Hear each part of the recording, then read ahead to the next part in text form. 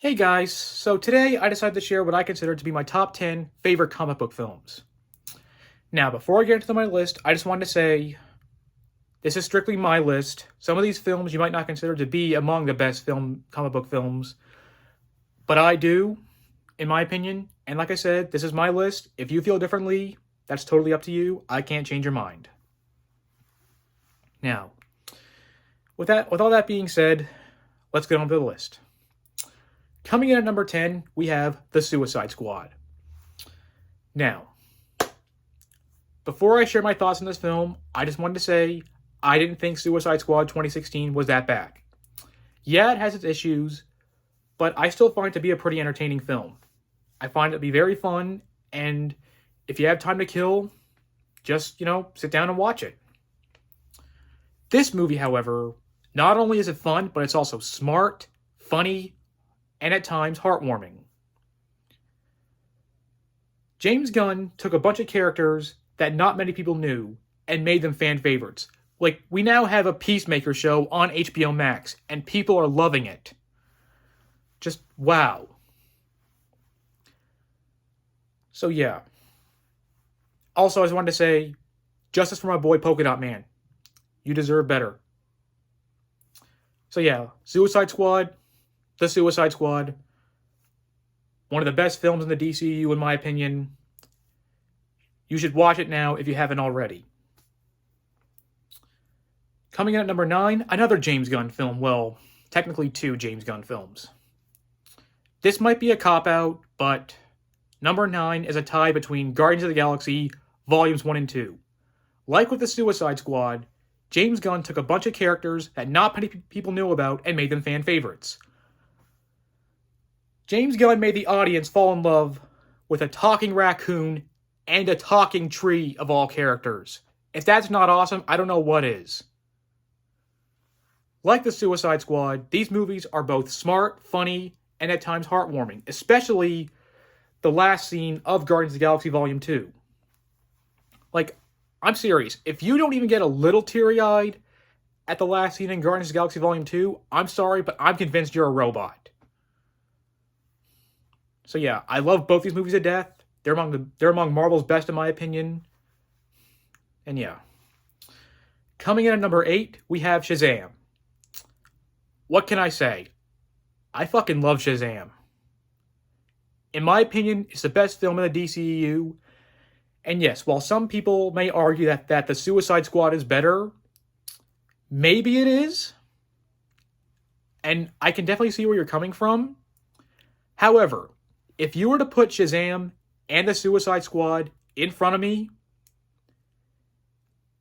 and ask me to choose which film to watch, I'd pick Shazam in a heartbeat. Not only is Shazam a funny film, but it's also a very heartwarming tale about family. Zachary Levi totally kills it as the title character, and Mark Strong is also really good as the villain. And even though it's a family film, it does have some pretty scary moments, which isn't surprising considering, the director David F. Sandberg did make a name for himself in the horror genre. So yeah, in my opinion, Shazam is the best DCEU film to date. Coming in at number 7, we have Black Panther. Black Panther is a character I've been a fan of for quite some time, and this movie, in my opinion, to see him brought to life, there was no better way they could have done it. Chadwick Boseman totally kills it as T'Challa / Black Panther, and Michael B. Jordan is also really good as the villain Killmonger. The supporting cast is also really great as well. And in regards to Killmonger in this film, one issue that a lot of people have, and which is understandable, with the MCU, is their villains. A lot of their villains kind of lack character. This movie corrects that mistake. Killmonger is a villain with understandable motivations. Even if you don't agree with his methods, you can still understand where he's coming from.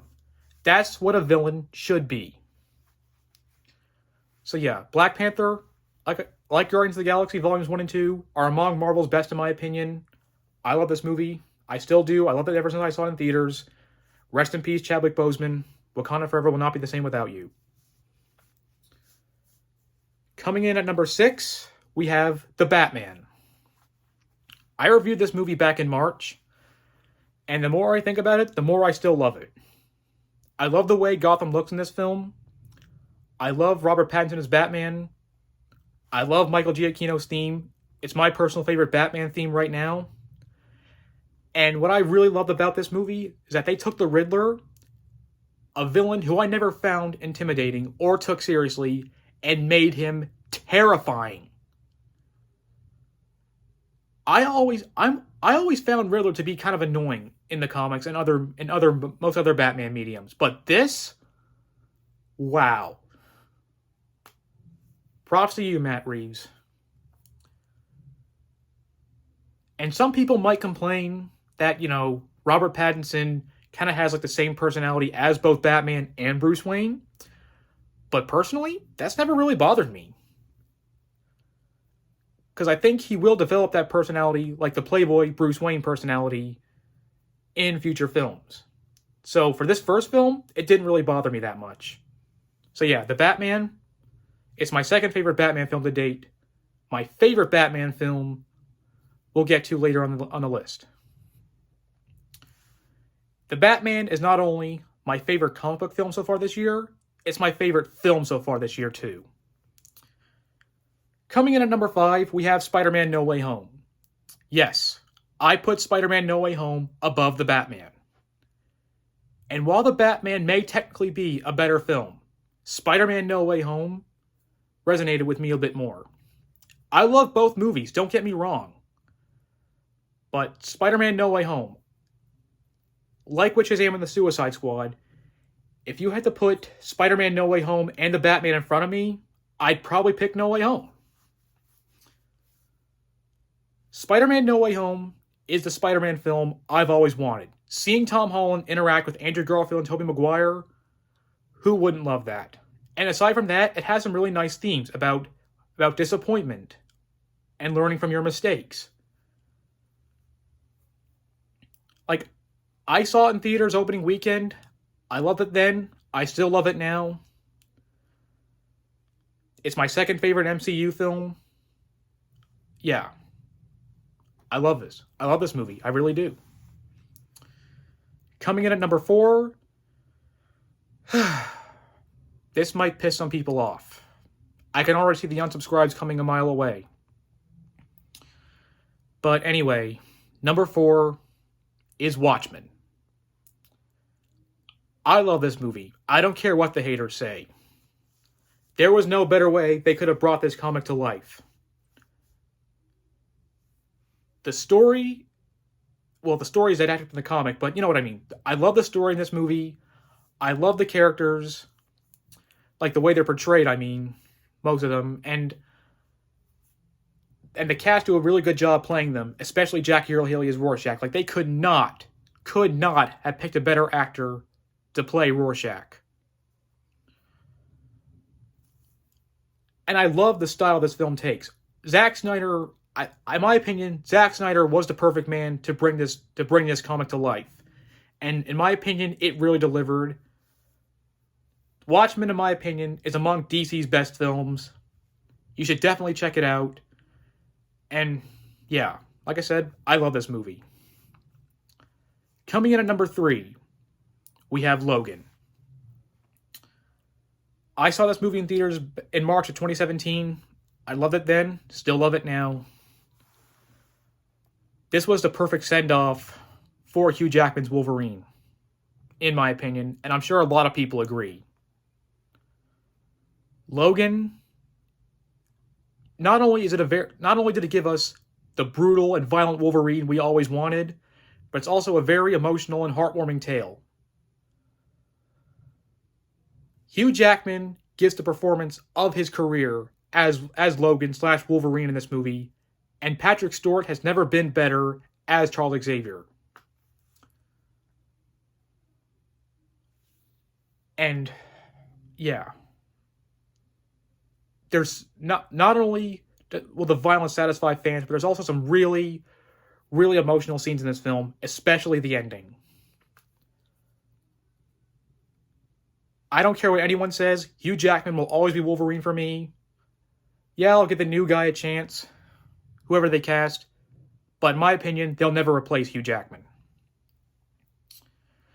Coming in at number 2, we have The Dark Knight. Now, some of you might be wondering, why is The Dark Knight only at number 2? Well, because, in my opinion, the number 1 spot is a better movie. Well, maybe not an objectively better film, but we'll get to that in a second. Anyway, The Dark Knight, in my opinion, is the best live-action Batman film to date. Heath Ledger totally kills it as a Joker, and I love Christian Bale as Batman. Christian Bale and Heath Ledger, as their characters, play off each other perfectly. Like, this movie definitely has the best interactions, best live-action on-screen interactions between Batman and Joker to date. And I love the overall story, too, about crossing the line between heroism and villainy. And, yeah, this is probably the smartest Batman film to date. And it does have some pretty intense moments, too, especially scenes involving the Joker. So, yeah, rest in peace, Heath Ledger. You totally killed it with this role. And I'm really sad that your career got cut so short. Now, number 1. What could possibly top The Dark Knight, in my opinion? Drum roll. Yeah, anyway. Number 1 for me is a tie between Avengers Infinity War and Avengers Endgame. Yes. These are my 2 favorite comic book films of all time. Is The Dark Knight technically a better film? Absolutely. But these films were the combination of 11 years of storytelling in the MCU. And they delivered on pretty much, these movies gave me almost everything that I wanted. It was amazing seeing all these characters finally come together. And while some people might be disappointed with Endgame, here's my solution. Watch both Infinity War and Endgame back to back. I saw both these films in theaters. Both films blew me away. I still love them. And yes, Endgame might have a couple issues, maybe a couple plot inconsistencies, but when you really think about it, it does remind you that even the best comic book films have their issues. Spider-Man No Way Home and Black Panther had wonky CGI at times. Logan could have done better with his villains. And in The Dark Knight, Joker in some ways kind of overshadowed Batman. But does that hurt my enjoyment for any of those films?